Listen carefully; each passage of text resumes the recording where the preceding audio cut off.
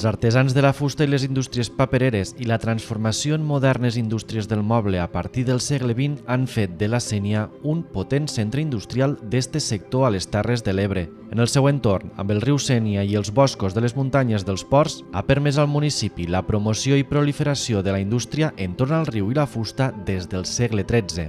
Al riu tenim documentat des del segle XIII diferents tipologies d'indústria hidràulica, diguéssim. Hi ha molins fariners, hi ha batans per a refinar mantes, hi ha documentades fargues.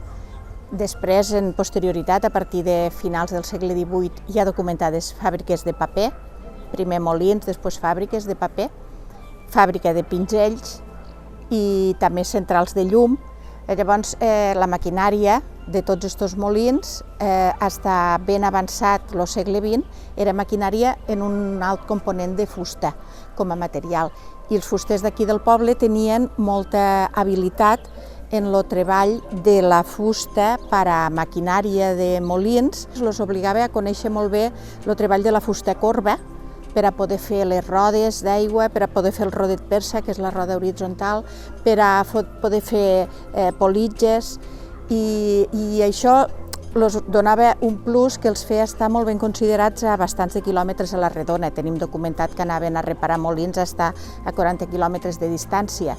Per l'altra banda, el fet d'estar tan propet dels ports també feia que els oficis relacionats amb l'explotació del bosc i concretament en la fusta fossin importants. Aportava un coneixement important dels materials i de la fusta, i aquí al poble hi havia serreries i hi havia fusteries. Una excel·lent feina artesana que va permetre que als anys 20 del segle passat, amb la baixada de feina als molins i de la construcció de carros, es potenciessin les fusteries existents en aquell moment i, més endavant, s'industrialitzés el gremi. A partir dels anys 20 ja tenim documentades 4 fusteries que comencen a fer mobles de manera molt artesanal, en un sentit totalment gremial del treball, però fent un canvi d'altre tipus de treball i de producte de cara a lo que és el moble pròpiament.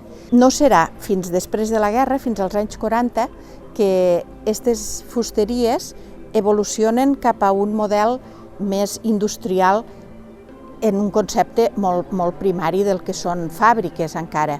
Molts dels treballadors que havien entrat com a aprenents i havien estat treballant com a oficials en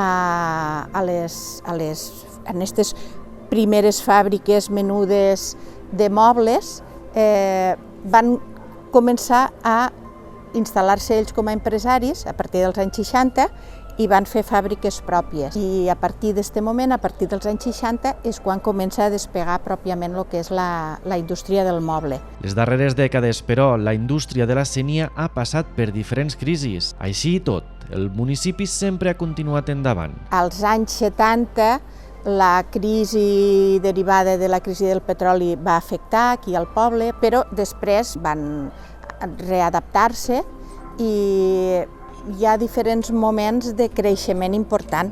Als anys 80 hi ha un moment de creixement important, als anys 90 també, i sobretot al 2000, del 2000 fins al 2008, va haver un creixement espectacular lligat al creixement immobiliari, de l'activitat immobiliària i de la construcció aquí a Espanya, en general.